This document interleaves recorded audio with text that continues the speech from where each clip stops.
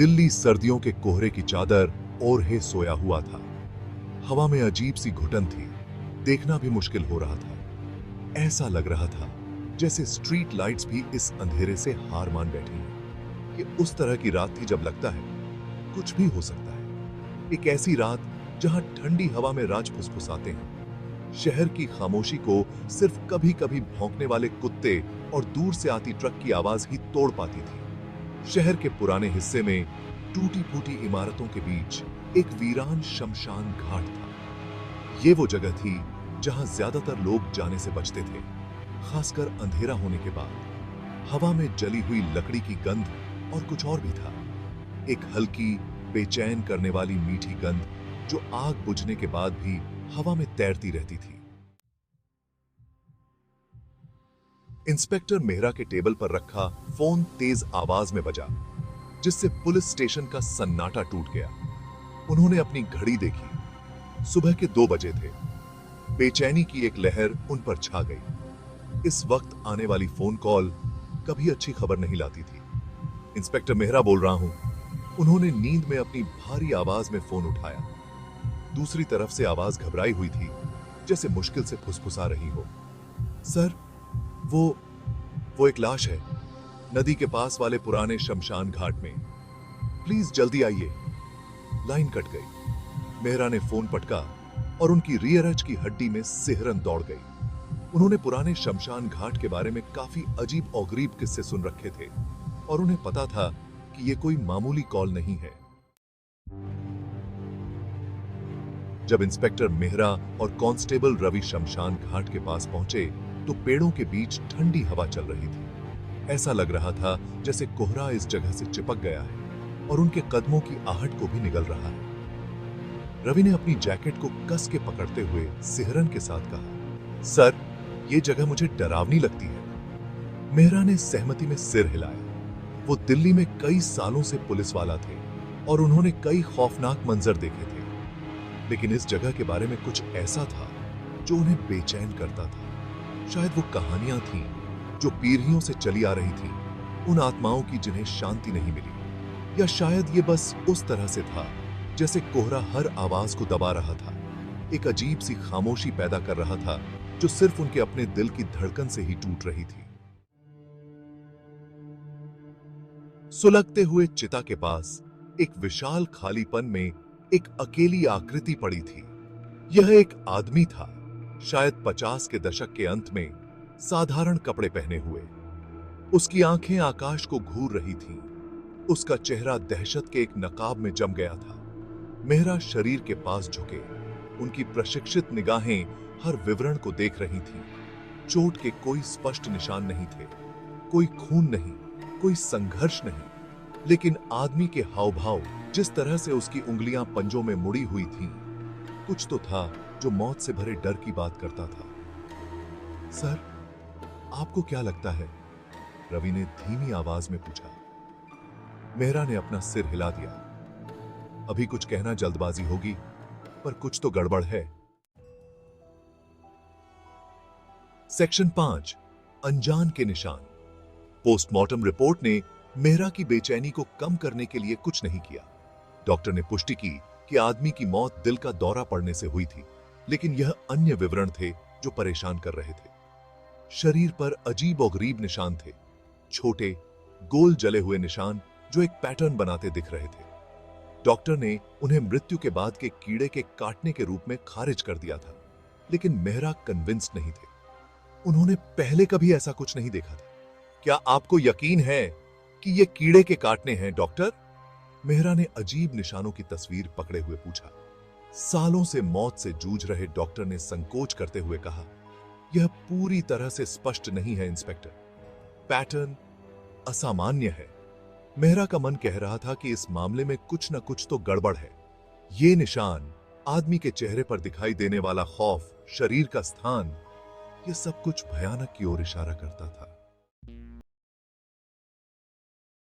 Section 6, शक के साए। अगले कुछ दिन निराशा में बीते। मेहरा और रवि ने उन सभी से पूछताछ की जो श्मशान घाट के पास रहते थे या काम करते थे, लेकिन उस आदमी की मौत की रात किसी ने भी कुछ भी असामान्य नहीं देखा था। मरा हुआ आदमी खुद ही अज्ञात रहा। शरीर को लेने कोई आगे नहीं आया और उसके फिंगरप्रिंट किसी रिकॉर्ड से मेल नहीं खाते थे। जैसे जैसे दिन रात में बदलते गए, मेहरा खुद को बार बार श्मशान घाट की ओर खींचे चले जाते।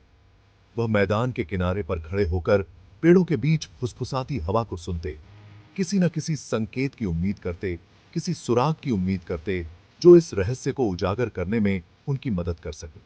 लेकिन श्मशान घाट ने अपने राजा तंबापा से पास ही रखे। हर रात कोहरा छाया रहता, मैदान को सन्नाटे के एक अभेद्य घूंघट में ढक देता। सेक्शन 7 फुसफुसाहट का बोझ। अज्ञात व्यक्ति और उसके शरीर पर अजीब औगरीब निशानों की खबर जंगल की आग की तरह पूरे शहर में फैल गई। अफवाहें धुएं के तंतुओं की तरह मामले के इर्द गिर्द घूमने लगी।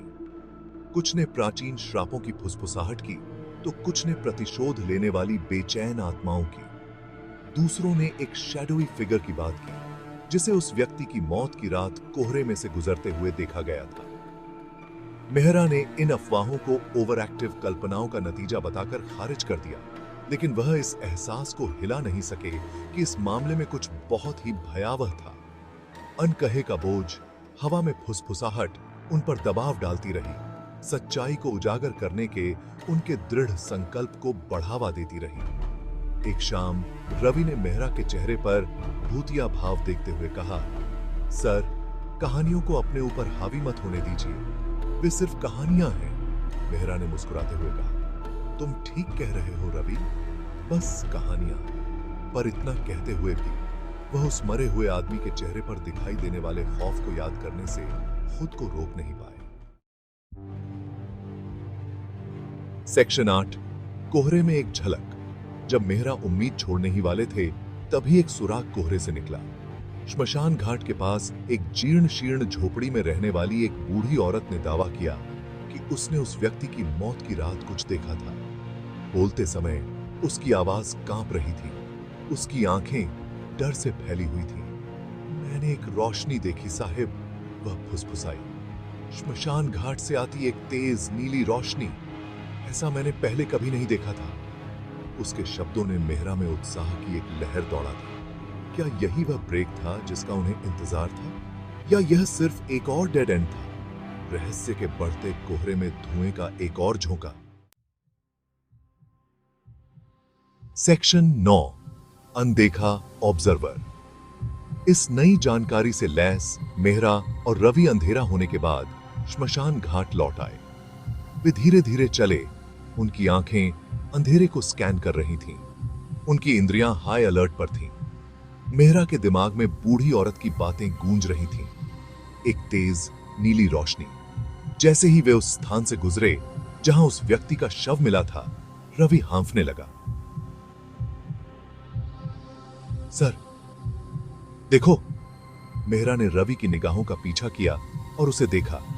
एक टूटी हुई कब्र के पीछे से निकलती एक धुंधली नीली चमक। यह सूक्ष्म था, लगभग अगोचर, लेकिन यह वहां था। अपनी सांसें रोककर वे अपने होल्स्टर पर मंडराते हाथों के साथ करीब क्रेप्ट गए। जैसे जैसे वे पास आते गए, चमक तेज होती गई। उनके चारों ओर लंबी नाचती हुई परछाइयां पड़ रही थीं।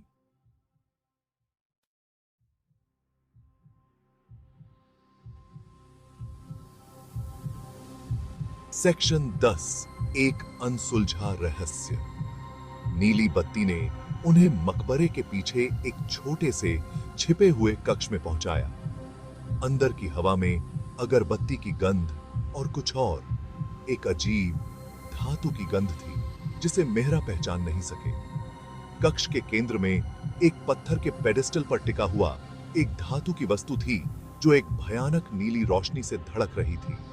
यह एक अजीब जटिल उपकरण था। मेहरा ने पहले कभी ऐसा कुछ नहीं देखा था। जैसे ही मेहरा ने उसे छपेंगने के लिए हाथ बढ़ाया, उपकरण अचानक बंद हो गया।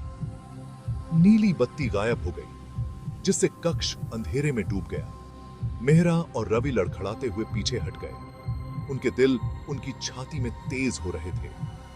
मृत व्यक्ति का रहस्य और नीली बत्ती का रहस्य अनसुलझा ही रहा। श्मशान घाट ने अपने रहस्यों को अपने पास ही रखा, जो रहस्य के एक शाश्वत कोहरे में डूबा हुआ था। उस रात जो हुआ वह हमेशा के लिए हवा में फुसफुसाते हुए एक सवाल बना रहेगा। धीमी आवाज में बताई गई एक खौफनाक कहानी एक याद दिलाता है कि कुछ चीजों को अछूता ही छोड़ देना बेहतर होता है।